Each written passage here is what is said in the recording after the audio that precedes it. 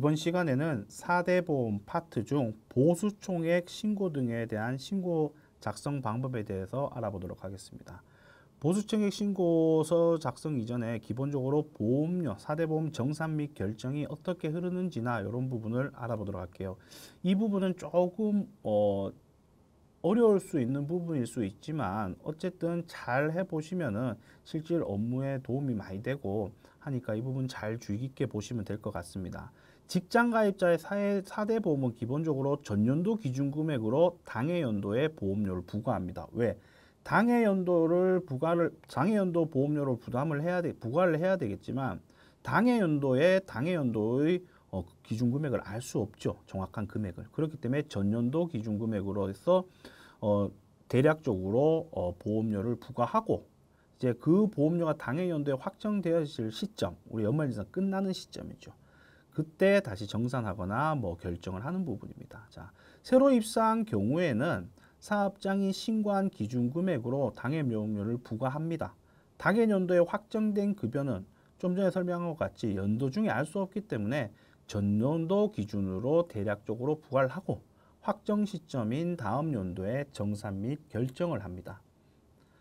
건강보험료나 고용산재보험료는 정산일 거고 국민연금은 결정이라고 보시면 되겠죠. 국민연금은 적립개념으로서 납입금액에 따라 추후 지급받는 금액이 달라지기 때문에 별도로 정산을 거치지는 않습니다. 그냥 결정을 하게 되는 부분이죠.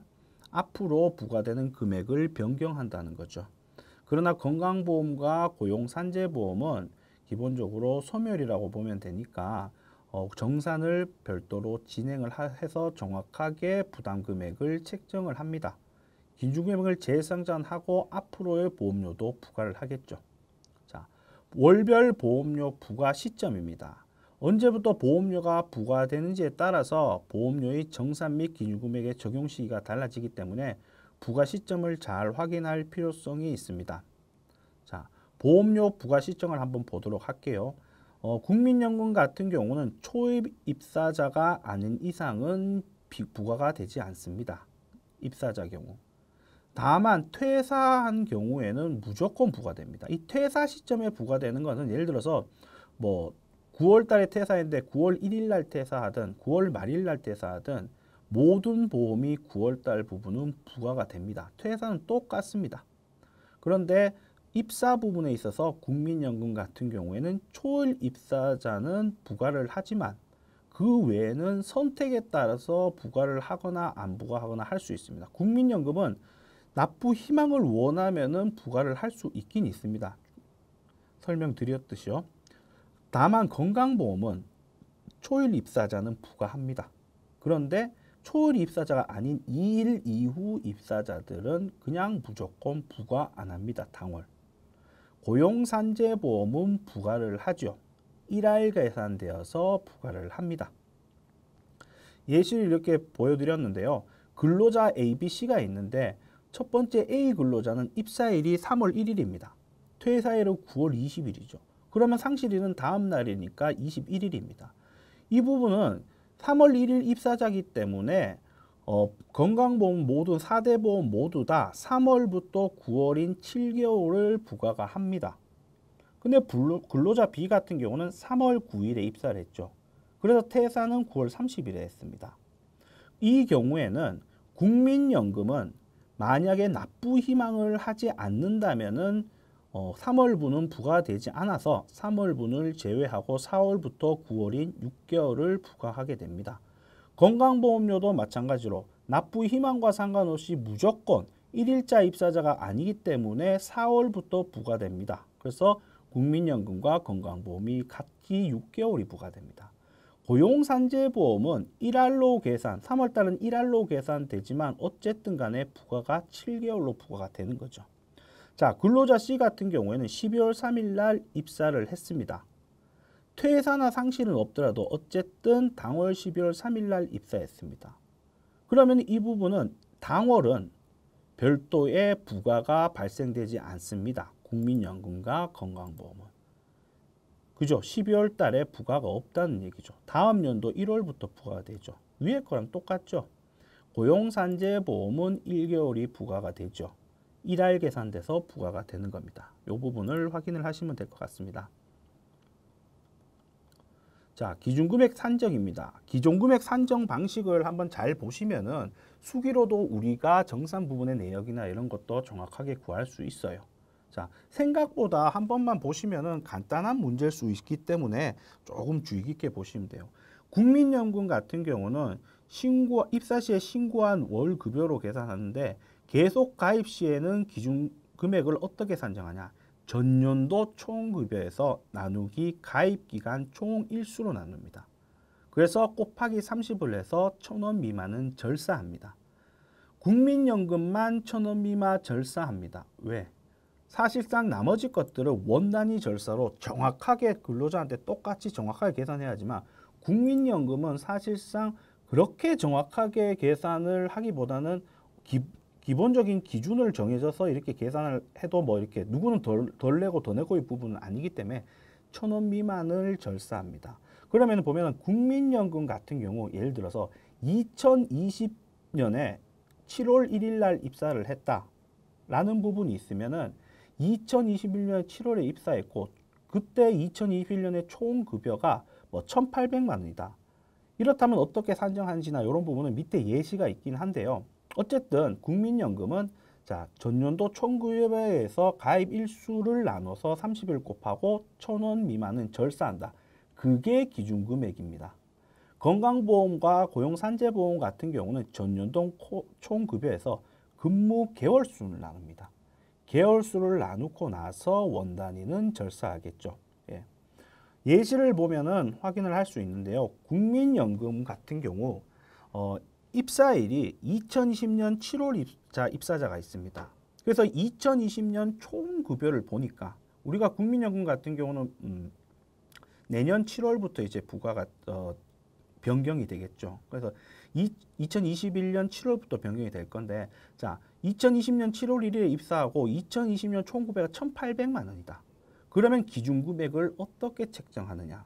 자, 밑에 보시면 1,800만 원 나누기 위에 산식하고 똑같습니다. 184일 나누고 30일을 곱하면 293만 4천 얼마의 금액이 나올 겁니다. 그래서 1,000원 미만은 절사합니다. 그래서 293만 4천 원이 기준금액이 될 거고 이 기준금액은 2021년 7월부터 2021년 6월까지 관련된 금액이 국민연금이 부과됩니다. 여기에서 9%의 근로자 부담은 50%만큼 우리가 급여 대상에서 공제가 되겠죠. 2021년 7월부터 2022년 6월까지. 자, 그 외 소득자들, 그 외 보험 같은 경우는 동일시 되더라도 산식이 위에와 같이 총 급여에서 월수를 나눕니다. 7월이면 6개월이죠. 그렇기 때문에 기준금액이 300만 원입니다. 300만 원. 그래서 이 300만 원은 고용산재보험이든 건강보험이든 적용 시기가 2021년 다음 연도 4월부터 그 다음 연도 3월까지 됩니다. 300만 원의 기준금액으로서 건강보험료가 이렇게 산재보험료가 부과 책정이 되겠죠. 예. 이런 구조로 간다는 것을 보시면 될 것 같고요. 보험료 정산 및 결정 시기입니다. 국민연금 기준금액 결정 시기는 기준금액 변경 시점이 당해 연도 7월부터 다음 연도 6월까지입니다. 위에 보는 것처럼 요 기간이라는 거죠. 자, 그 부분을 보시면 될 것 같고요. 근로소득 지급명세서를 구체청에 제출한 경우에는 별도로 우리가 국민연금에 대한 보수청의 신고 의무는 없습니다. 그러나 개인사업자의 대표자 경우에는 당연히 지급명세서 근로소득자가 아니기 때문에 지급명세서를 제출을 하지 않죠. 개인사업자는 종합소득세 신고를 하겠죠. 개인사업자의 대표자 경우는 별도로 5월 31일까지 신고를 합니다. 성신신고 대상자는 6월 30일까지 신고합니다. 그렇게 신고하고 7월부터 변경되는 거죠. 국민연금 변경 시점이 동일하게 7월부터 변경됩니다. 개인사업자든 일반 근로자든 똑같이 7월부터 변경된 시점이 부과가 됩니다. 건강보험료의 정산 및 신고입니다. 건강보험료는 정년도 기준금액에서 당해 연도의 보험료를 납부하고 그 다음 보험료의 보험료를 정산해서 앞으로 기준금액을 확정하죠. 정산을 위해서 매년 3월 10일까지 직장가입자 보조통액 통보서를 관할 공단에 제출해야 됩니다. 제출된 자료를 토대로 해서 4월분 보험료의 정산 금액이 부과되고 예, 기존 그 과연도의 부분이 정산이 되고 당해년도 4월부터 다음 연도 3월까지 변경된 기준금액으로 보험료가 부과됩니다.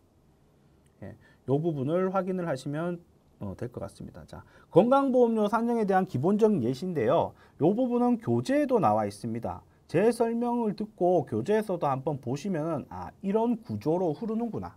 지금 우리가 건강보험료율은 6%로 잡았어요. 왜냐하면 지금 건강보험료율이 복잡하잖아요. 몇 점 몇 퍼센트 이러니까 6%라고 가정하고 이렇게 산식이 된다는 것을 보여주는 겁니다.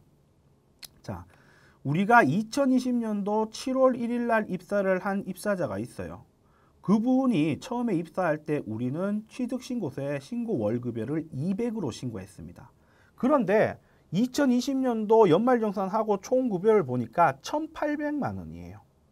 그런데 2020년도에 납부한 보험료, 근로자 부담은 36만 원입니다. 왜냐하면 200만 원의 3%이면은 6만 원이죠. 6만 원을 6개월 납부했으니까 36만 원이 될 거예요. 그런데 정산보험료는 54만 원이 됩니다. 왜 정산보험료가 54만 원이 되는지는 자, 1,800만 원에 6개월 하면 300만 원이죠. 300만 원의 3%는 9만 원입니다. 6개월 부과하죠. 1일자니까. 96에 54, 54만 원이 정상적으로 부과가 돼야 되는 금액입니다. 그러니까 우리가 2020년대에 부과한 거는 36만 원, 우리가 납부한 건 36만 원이고 실제 납부해야 될 건 54만 원이니까 이 금액인 18만 원을 정산보험료로 4월 달 급여에 반영돼서 납부를 추가적으로 해야 되는 겁니다. 예.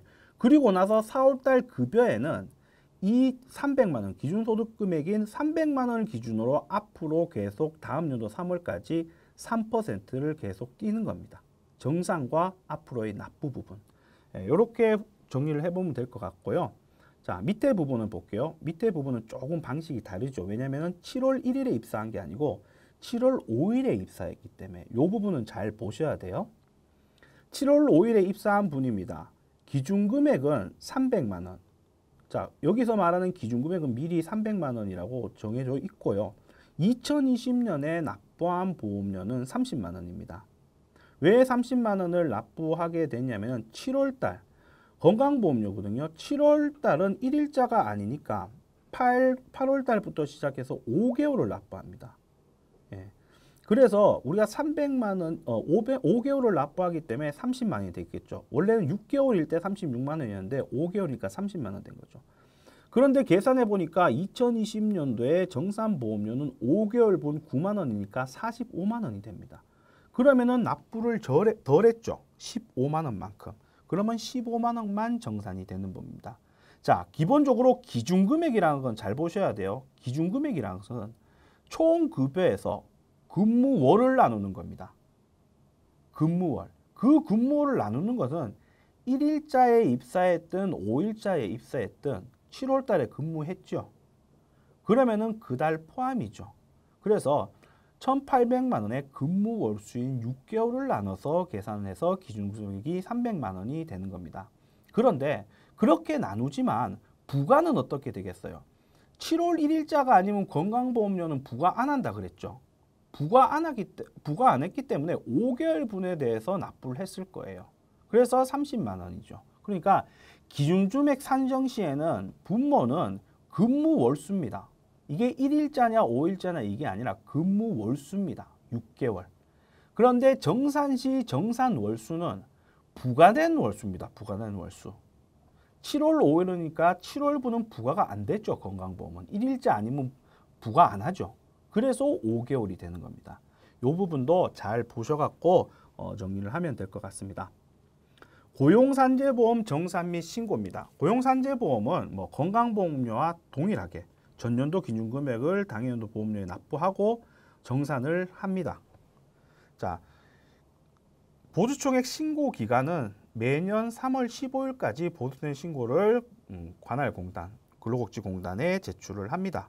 제출된 자료를 토대로 해서 건강보험료와 동일한 방식으로 4월분 보험료에 정산금액이 부과되고 당해년도 4월부터 다음 연도 3월까지 변경된 기준금액으로 보험료가 부과됩니다. 고용산재보험과 고용보험의 고용직업 능력개발 사업 같은 경우는 전액 사업주가 부담합니다. 그런데 고용보험의 실업급여 여부는 사업주와 근로자가 반반씩 부담하죠. 그래서 근데 실무적으로는 근로자가 부담하는 고용보험은 매달 실제 급여 기준으로 공제를 합니다. 되게 일반적으로 그렇게 공제를 하죠. 그렇기 때문에 별도의 회사와 근로자가 정산을 하는 절차는 있지 않습니다. 이렇게 고용산재보험의 3월 15일까지 보수청에 신고를 하는 것은 공단과 회사 간의 정산을 위해서 필요한 거죠. 사실 근로자가 특별하게 정산을 할 건 없습니다. 예, 그 부분을 보시면 될 것 같습니다.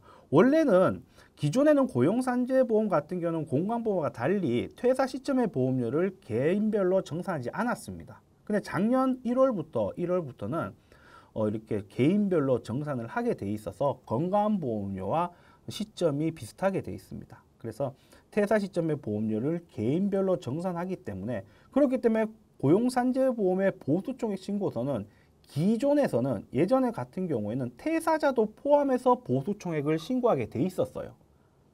그런데 2020년도 그러니까 지금 2021년도니까 지금부터는 퇴사자는 빠집니다. 왜?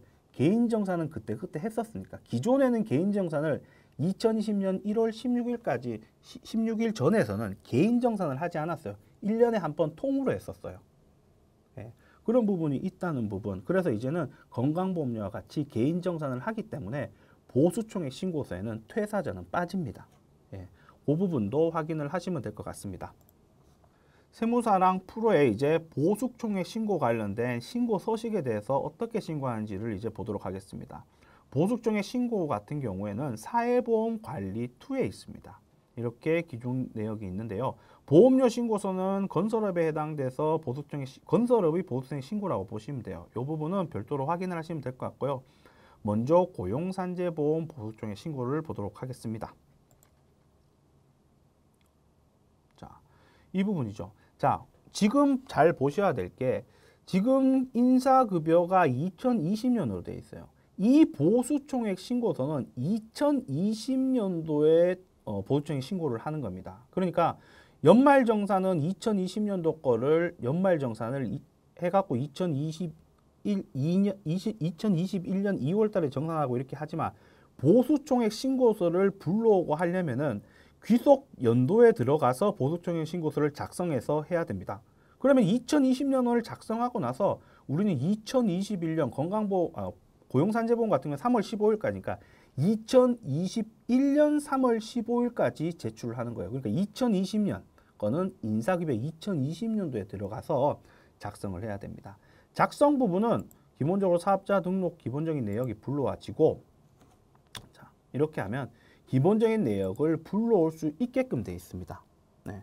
관련된 내용은 쭉 잘 보시면 될 것 같은데요. 여기에 자동적으로 불러와지는 것은 기본적으로 사원 등록된 자료와 급여대장 자료가 정상적으로 입력이 되어 있다면 이렇게 보수총액도 정상적으로 불러와집니다. 일반적으로는요. 그래서 불러오기 부분에 있어서 관련된 내용을 쭉 보셔갖고 확인을 하시면 되는데 여기에서 자동 반영 불가사항이라 있는 거는 좀 주의 있게 보셔야 됩니다. 65세 이후 새로 고용된 일용 근로자나 월 60시간 미만 근로자 이런 근로자에 대한 자료들은 별도로 불러와지지 않습니다라는 부분이니까 이 부분을 확인을 하셔야 됩니다. 자, 대전제가 고용산재 보수총액 신고서 같은 경우는 대표자는 고용산재 대상이 아닙니다. 그렇기 때문에 우리가 전반적으로 초단시간 근무자가 없는 이상 일반 상용직 근무자가 일반 주 5일에 8시간 근무한 자가 있으면은 대표자를 제외하고 이 보수 금액이 일치해야 됩니다. 그 일치한 부분을 확인을 하려면은 자, 다시 추가적으로 얘기하면 이 고용산재 보수총액 신고서는 좀 전에 얘기 드린 것처럼 퇴사자는 제외합니다. 이제는. 그러니까 퇴사자를 제외한 보수총액이 일치해야 되는 부분입니다. 연말정산을 했다면은 연말정산 추가자료 입력해서 계속 근무자 거를 보면 됩니다. 그러면 총 급여액이 1억 8천 정도 되겠죠. 1억 8천. 자, 1억 8천 정도 됩니다. 여기에서 백두산 씨가 대표자거든요. 4,800을 뺀 뭐 한 6천 정도가 정상적인 금액일 겁니다. 자, 여기에 보면은 산재보험은 6,030 정확하게 돼 있음을 확인할 수 있습니다. 그런데 여기에 보면은 5,580만 원입니다. 자, 설악산 씨에 대한 고용보험이 불러지지 않았습니다. 자, 이 부분 잘 보셔야 돼요. 자, 사원 등록 가볼게요. 자, 설악산 씨 거 사원 등록을 봤습니다. 이 부분 고용보험을 불어돼 있었습니다.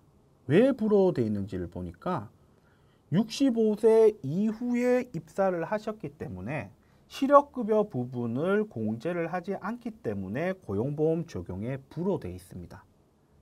이렇게 사원 등록에 불어돼 있으면 개인 설악산 씨의 급여 대장을 적용할 때는 불어돼 있기 때문에 고용보험에 대해서 부담을 안 하게끔 정리가 될 수 있지만 설명드렸듯이 65세 이상에 입사하시고 고용보험에서 실업급여 부분만 제외되는 거거든요. 고용안정직능개발이나 이런 부분들은 해당이 돼요. 그렇기 때문에 65세 입사하신 분도 고용보험 취득신고를 해야 됩니다. 그런데 여기에 불어해놨기 때문에 기본적으로 이 자료가 불러오지 않습니다. 그렇기 때문에 우리는 65세 이후에 입사를 하신 분이고 이렇게 불어해놨지만 실질 고용보험 신고를 한 분이 있다면은 그 부분을 확인을 하셔서 취득일에 맞게끔 입력을 추가적으로 해 줄 수밖에 없습니다. 이렇게. 자, 이렇게 입력을 해야지 정상적으로 신고가 된 겁니다. 이렇게 입력한다고 해서 실업급여 부분이 추후에 정산되는 게 아니에요. 왜? 입사일과 입사일 당시의 연령의 나이가 확인이 되기 때문에 자동적으로 실업급여에 대한 정산은 하지 않아요. 고용안정직능에 대해서만 정산을 하지. 그렇기 때문에 반드시 이 부분에 빠져 있는 부분, 예를 들어서 일반적인 것 같은 경우는 대표자는 빠지는 거고 그 외에 산재보험과 고용보험은 특별하게 초단시간 근무자가 없거나 65세 이후에 입사하지 않았다면 동일해야 됩니다. 산재보험과 고용보험이 일반적으로. 그러면 이렇게 불러오게 했었을 때 다른 부분이 있다면 왜 다른지를 확인해서 파악하고 그게 잘못됐다면 이렇게 수기로로 입력을 하셔야 됩니다. 그래서 저 같은 경우는 이렇게 처리를 해요. 왜냐면 우리가 사원 등록에서는 뭐 이것도 정확한 방법은 아니에요. 왜냐면 사원 등록은 개별적인 사원에 대해서 등록 내역을 하는 부분이기 때문에 만약에 우리가 설악산 씨처럼 65세 이후에 입사를 했다. 65세 이후에 입사를 했다면은 경우에 따라서는 고용보험을 여러 체크를 해 놓습니다. 그리고 실질 급여를 측정을 할 때 고용보험은 적용을 안 하게끔 합니다. 그리고 그 다음 달 넘어가면 복사하기, 급여 변동이 없으면 복사하기겠습니까 해서 넘어가잖아요.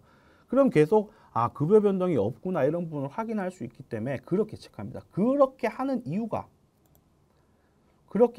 우리가 보수총액 신고해서 별도로 실수 없이 자동으로 잘 불어오게 하기 위해서 그런 거예요. 그러니까 사원 등록은 사실상은 사원에 대한 정확한 급여 대장을 작성하기 위해 작성을 하기 때문에 불어해놓는 게 맞을 수는 있겠지만 실무적으로는 이렇게 하면은 보수총액 신고에 실수가 있을 수 있습니다. 예. 그러니까 이런 부분도 잘 체크하셔갖고 고용보험과 산재보험이 보수총액 신고했었을 때 틀리다 싶으면은 그 여부를 잘 파악을 하셔서 확인을 하셔야 됩니다. 그러니까 이 부분은 정확히 잘 보셔야 될 것 같습니다. 자, 이렇게 작성을 하면 밑에 하단의 나머지 부분도 작성을 하면 돼요. 일원 근로자 보수총액이 이렇게 되면은 이 부분도 일원 근로자도 뭐 65세 이후 이런 별도로 산정해 줘야 되고 그런 부분이 없다면 기본적으로 일원 근로자의 소득이 있다면 저절로 불러와지고 밑에 근로자 수가 이렇게 산정이 되긴 됩니다. 예, 그 부분도 보시면 될 것 같고요. 여기 그 밖의 근로자 산재만 해당이라고 돼서 60시간 미만 상용 근로자, 외국인 근로자라고 돼 있는데요. 이 부분은 뭐냐면 자, 이 부분은 월 60시간 미만의 단시간 상용 근로자. 우리가 말하는 월 60시간 초단시간 근무자죠.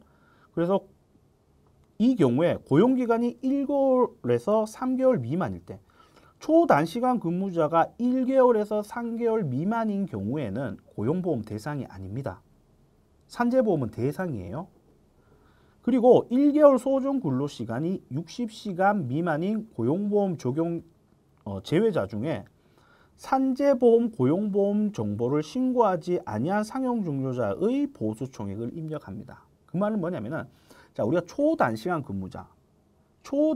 근무자인데 사실상 1개월부터 3개월까지 근무하시는 분이에요. 그럼 그 근무하신 분은 실질적으로는 산재보험 대상이 되지만 별도의 인별에 대한 산재보험 취득 신고를 할 필요는 없어. 해도 되지만 필요가 없어요. 그렇기 때문에 만약에 이 직원분들 중에 산재보험, 우리가 고용보험은 대상이 아니지만 아니지만 산재보험이 대상이 돼서 산재보험을 신고를 했다. 별도의 인적사항, 개별적인 신고를 했다. 그러면 여기에 입력하는 건 아니죠.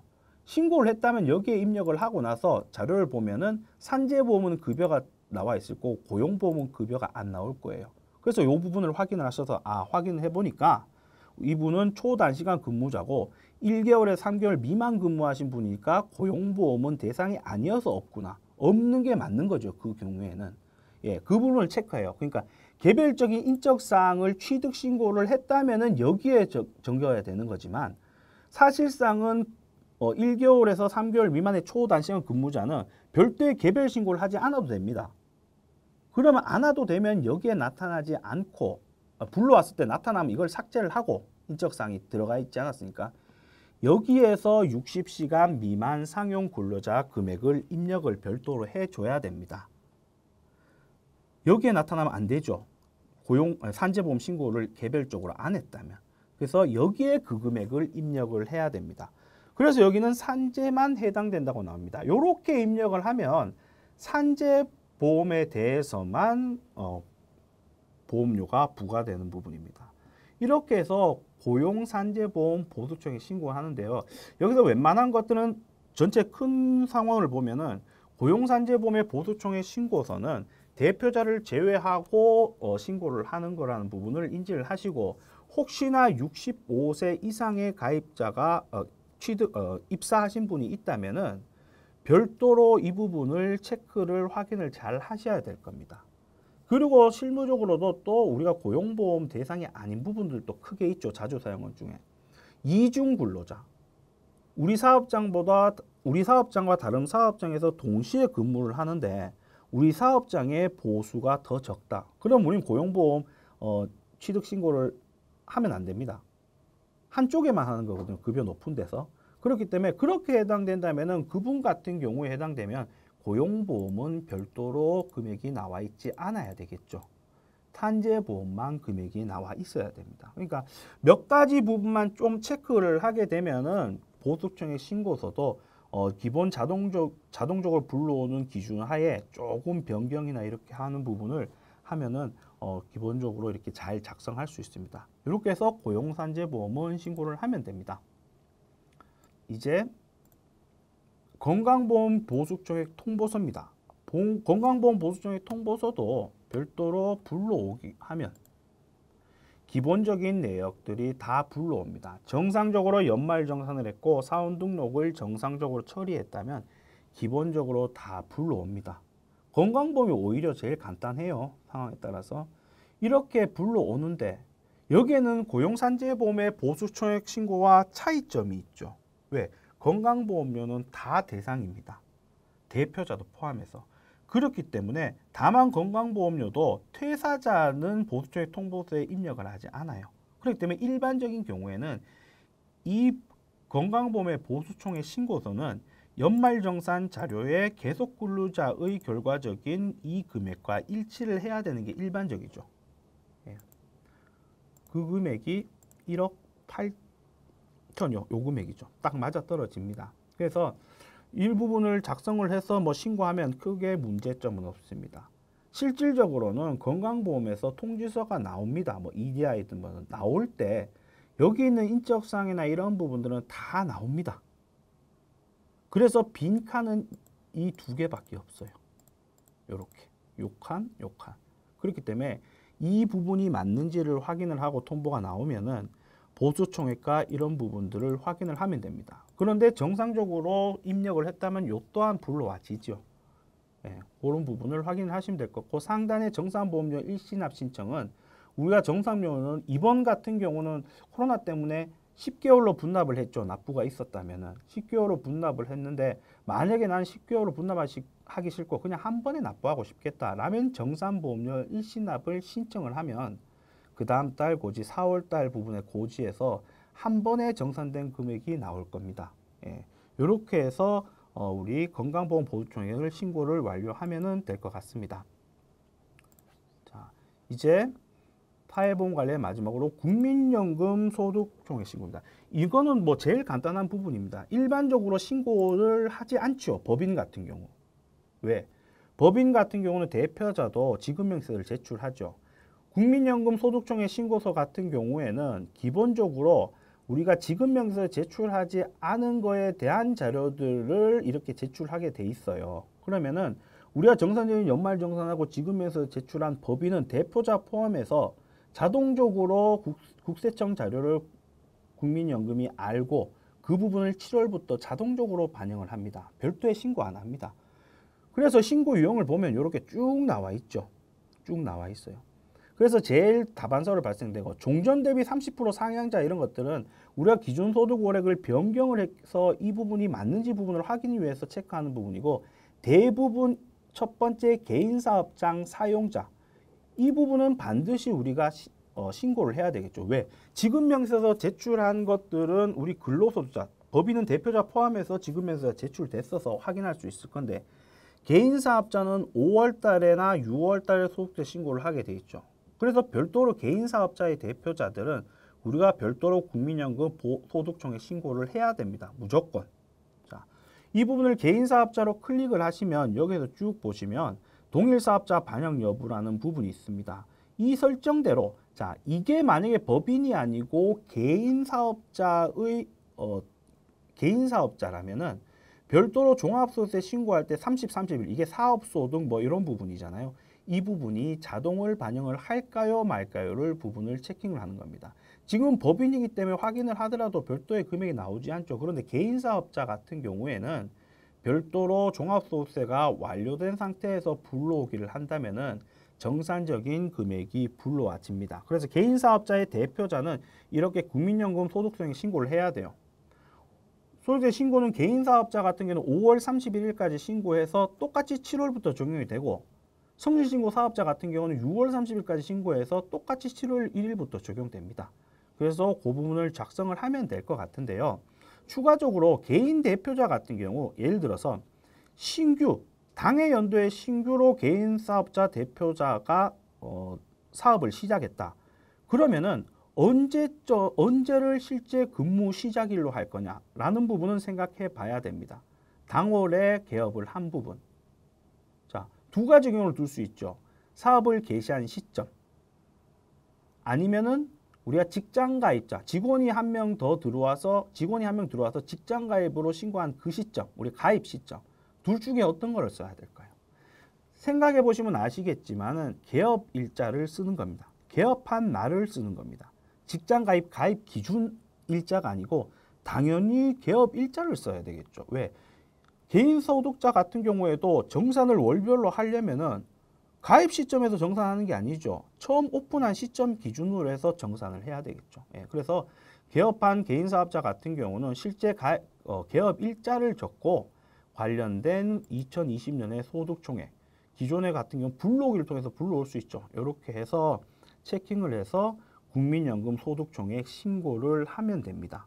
그럼 이제 국민연금은 7월부터 정상적으로 정산이 되어서 나오겠죠. 이렇게 해서 정리를 하시면 될 것 같습니다. 이상으로 보수총액 신고 등에 대해서 알아보았습니다.